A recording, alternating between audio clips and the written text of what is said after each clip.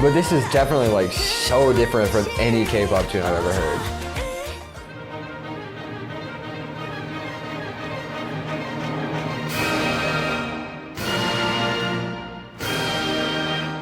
Are you guys ready to be transported into a fairy tale world? Oh, another fairy tale.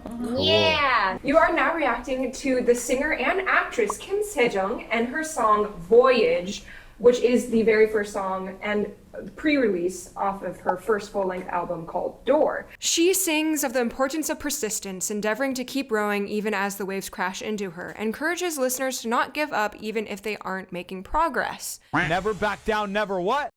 Never give up. Never back down, never what? Never give up. She sings, even if we've not moved since yesterday, building on top of what we've done here, we'll definitely reach there someday, at a calm, easy pace. The song is composed by Kim SEJEONG herself, Coke Paris, and she also wrote the lyrics. This is giving Dory vibes. Dory? Like, finding Dory? You know, Dory just keeps swimming. Oh, You know? just keep going. Just keep swimming. You may know her from K-dramas like... Quick. 5 minutes later. The K-dramas is The Uncanny Counter and Business Proposal. 왼쪽이 사만다, 오른쪽이 레이첼이에요. Oh, I business watched proposal. Uncanny Counter, like a little bit of it, because I can only get through like one episode at a time. But like, You may know her from IOI, Yeah. and you may know her from Gugudan. Oh. I think remember these are that. groups that we reacted to before you joined the channel. They're my boots! Okay. This video is brought to you by you, our YouTube members and supporters on Patreon. Patreon and YouTube memberships are how viewers like you can support us and also gain access to exclusive content, like extra reactions to both old and new K-pop songs, early access to every React to the K video, and a weekly podcast. Yeah, it does stick out. But I don't mind it. I don't mind it. It also adds like sort of an acoustic quality to the track. It's an interesting beast of a choice. We also started a new series where we'll be ranking every song in an artist's discography every month. I Can't Stop Me.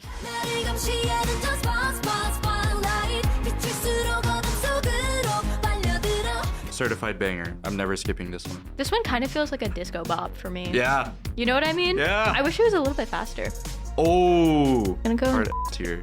If you want to become a patron or YouTube member to help our channel grow and to access over 1,000 exclusive videos, check out the description of this video for how to join. Thank you all who already support us. We really couldn't do this without you. And now back to the video. 3, 2, 1. This is such a cute room. That's cute. I want this. This is so cute. Yeah, I want this house. Me too. This Folky. is different. Not folky. It's just the intro. That's nice. We've got a jaunt going.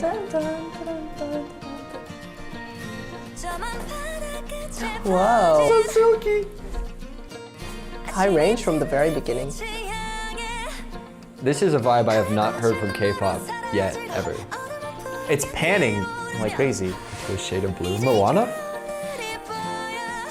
She's staying like super major 251. It already like matches the message, like hopeful, and, like never give up. The strings are beautiful. This reminds me of like church vibes music. What? Oh, anti-drop. I love this. Yes, This is so cute. If I feel sad, I feel like I should just play this and I won't be sad. It's like...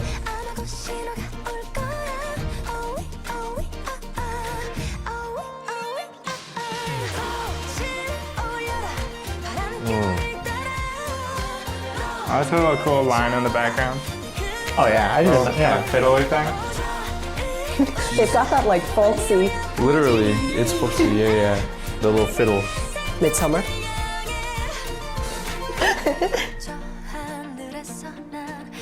She kind of nailed the sound of like nature a little bit. The Last Supper. This is totally symbolic. You're of so religion. right. Hockety back and forth thing. Maybe a little shaker in there. It's building intensity. Yeah, the ho. I belong with you. You belong with me. She reminds me of Rapunzel a lot. Yeah. What the hell are these guys? Yeah, they're ruining it. I'm like, what is going on here? This seems like it's either a very happy paradise or it's a cult. Yeah. Is that some like tap dancing going on or something? Yeah. Oh my gosh, wait, you're right.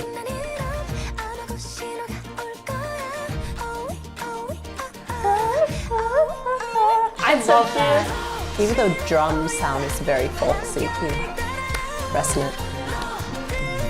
The instruments kind of expand, which is nice. I think my favorite part is that little line in the background of the chorus. Oh yeah. I wonder who like wrote that part out.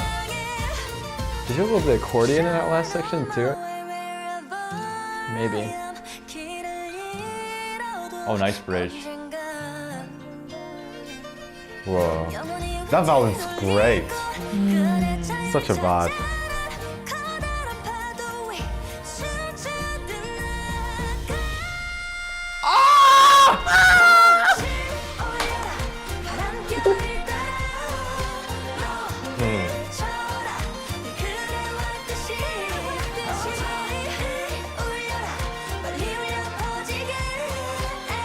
I love her. It's so festive. Like, you just want to clap to it. Yeah. Wow, her smile is very infectious. I'm so curious what's behind that door. Hell. No!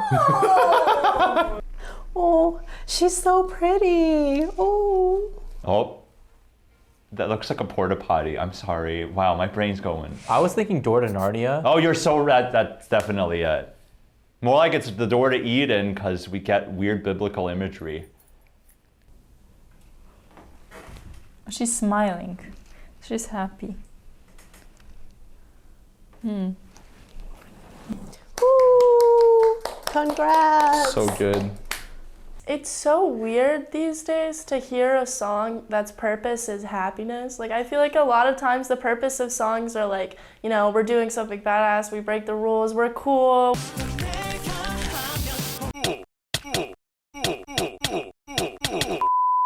I think that things have been really intense in our world, and so I think that it is nice, this song about like, you know, just keep going, everything's gonna be okay, like slowly but surely. I think that that's an important message, especially if like kids are listening to it and stuff like that. I really, really appreciate this, like, we're happy little fiddle players. It almost reminds me of Beethoven's Sixth, the third movement. There's like this like whole part that's just supposed to be a bunch of like village people like drunk and happy together and stuff like that. This kind of gives me those vibes without the drunk part. Like, definitely no drinking in this. There is. You're like PG. Yeah, PG version of that. It's like PG Beethoven. Wow, I mean that was beautiful. The guitar, the harmony, the fiddle. It reminded me like it sounded like a princess music to me. Yeah, I was kind of curious, like when you were listening to it, what emotions did you get from the instrumentation in her voice? It was really melodic. Like she sounded like a string instrument to me. You know what I mean? So pure. Yeah, maybe like a little violin moment. I don't know. Okay, yeah, how was that song experience for you? I feel like I'm ready to go take on the world. Yay! That was the goal! Super inspirational. It was. But what about the song? Like, what about the feel makes it feel inspirational? The first thing that comes to mind is instrumentation. The instrumentation on this is very, it's your classic folk tune kind of stuff. They had fiddle, like a MIDI fiddle for quite a bit of it. And I think I heard some accordion. Also, like, as far as musical storytelling goes, like, I think I heard ship bells for like a small moment in there. Yeah, I just had the right instrumentation for like that kind of vibe, that inspirational kind of like. Didn't sound like city at all. There was no city in this. This felt like the meadows of West Montana, you know? I don't know. All things considered, I think everything's great. Like, I think as an overall experience, the song so succeeds. It just fills me with those happy happy endorphins. That's redundant. Endorphins. I mentioned serotonin, and that's actually very interesting because I think most K-pop songs fill us with dopamine, which is about newness, freshness, something, you know, the excitement. Whereas serotonin is more just the general happy hormone, you know. Yeah, and this song is definitely more serotonin than dopamine. Now I'm waiting for a song to fill me with oxytocin.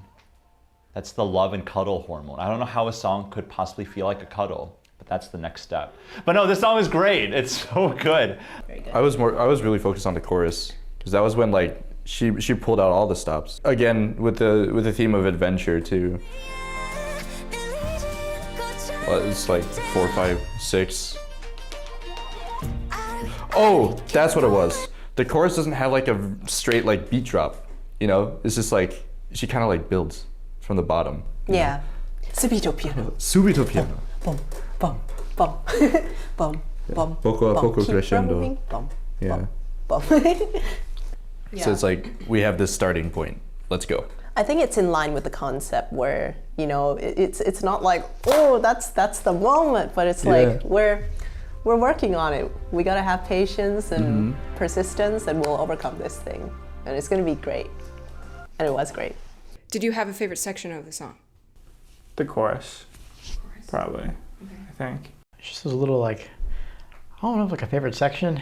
Okay. Kind of just like, I guess the little moments in the intros or little moments in between sections, but they just have those little like instrumental moments. I didn't like, I feel like I didn't love the whole thing, but there were like little parts here and there where I was like, that's like cool and like interesting. I just like the little line in the chorus. It's just a very like, the little fiddly thing is a very like folk, and it's very like, I don't know, it definitely adds something to it. I feel like the violin, the fiddle like had a really, added a really nice touch to it. Especially like the transition into the chorus, because like that part is like gets bouncy, like it's a bouncier feel, and then the fiddle line is like kind of like swingish. So it's, I feel like they like put that like different feel on that rhythm, which like transitions into the next part well.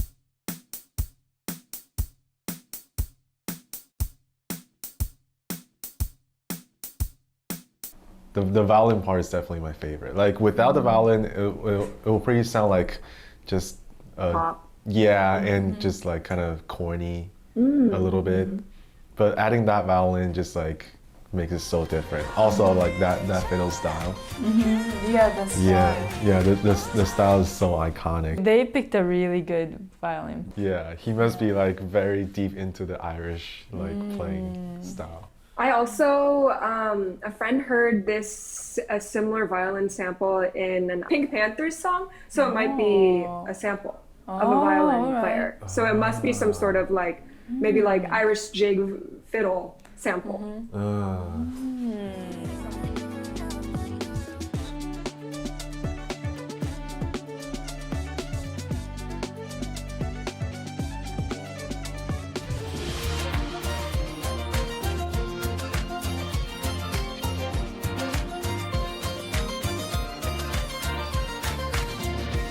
You know, if it's a sample, it's still a sample of a live violinist. It's not a quantized, electronically produced on a keyboard, because those slurs and some of the bowings are too, let's say, imprecise in the way that they're not quantized, in a way that feels refreshingly human. 1000%. When listening to the music, like what did you feel like the genre influences were, and what colors, what feelings did you get from it? Folksy. Gotta be like so folksy. Folk tunes were written before a time when we really cared about rhythmic complexity that much. So maybe part of how it achieves a folksy vibe is like by not using that many complex rhythms. It's very 8th notes and 16th notes for the entire time. Like the most complex thing you hear is that fiddling. It's nothing crazy. This song isn't anything crazy, but that's not what it's trying to be. For the vibe that it's going for like what its musical identity is, it kind of nailed it, I think. Yeah. I think the voice was very attention-catching, like the range, the control. I also love how her voice complements the more acoustic sound. Like when she does the I just like that timbre. She has such a cute voice, and like the airiness really suits this kind of sound. I think that part, she makes it interesting with the oral cavity change, like with the vowel change, ooh wee, ooh wee, ooh wee. And then which we have to do that to change notes. Yeah. Do you want to check out the live? Yeah.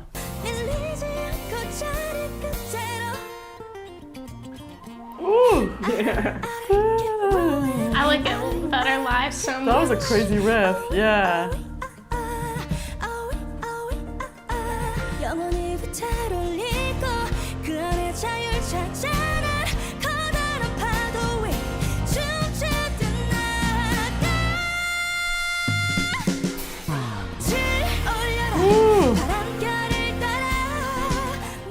So good. That pianist is good. The comping the is so... session musicians. Yeah. Yeah, they also always have such like involved percussion parts. I feel like I noticed in the live version to try and replicate the like recorded version. Like those drummers he's got like things in his hand, he's playing the drum, he's everywhere. Yeah, being like 20 instruments at once. Yeah. So what about this live session you said that you like better? I think just like the dreaminess of the melody in her voice feels so like nice and authentic and raw in a live version when it's not as like produced and orchestrated with all the layering and the voices. It feels like, wow, like this girl's just like singing with a guitar and she's singing that good. Like that's awesome. It doesn't really always happen in those like circumstances. So it's nice to hear it all together. You really like the pre-chorus and the verses, but you felt like the chorus just needed a little bit more. I don't know if the melody in the chorus is like the best. Like I feel like the verses in the pre-chorus have enough energy, but the chorus needs to just bring it up. Last Supper. What I'm hearing from that is she starts off singing in a really resonant and supported tone. Like she doesn't start quiet at all. It's just right into it. The entire song is in the same range. She like hits those same Fs that she belts later on. She does the oh, oh.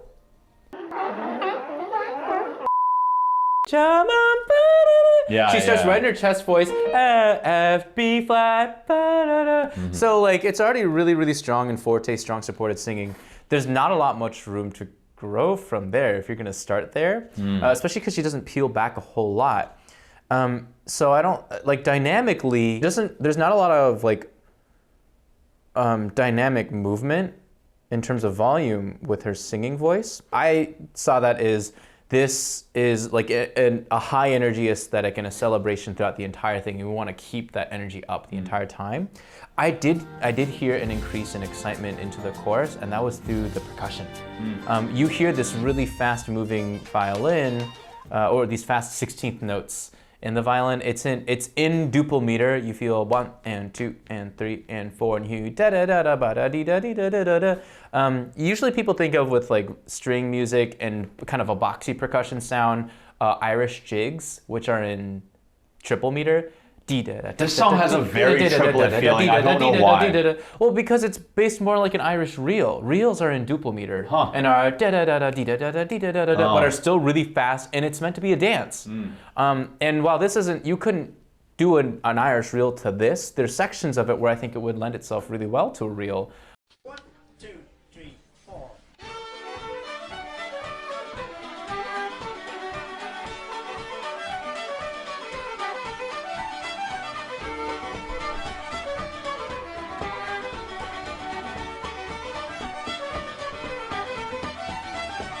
I have a theory about the vocal melody energy for the chorus. Yeah. Because you know, like, ah we keep growing. It's very rhythmic, you can row to that. And then when she goes to the more sustained part, that's when the wind catches on the sails and on the ocean you're just coasting along. Cool.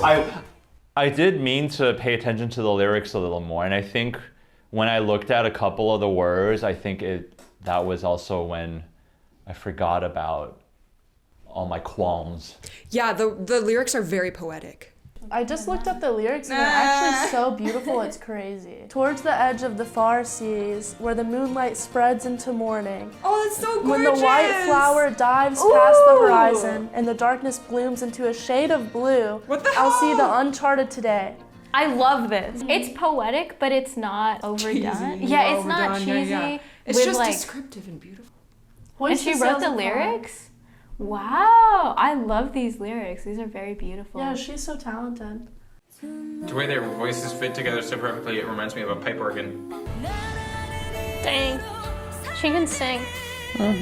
This would be a nightmare dream to have. If you were asleep and you wake up and you're in this dream, it would be terrifying. If I woke up in this, it would not be like, ooh, it would be like, ooh, ooh. Like,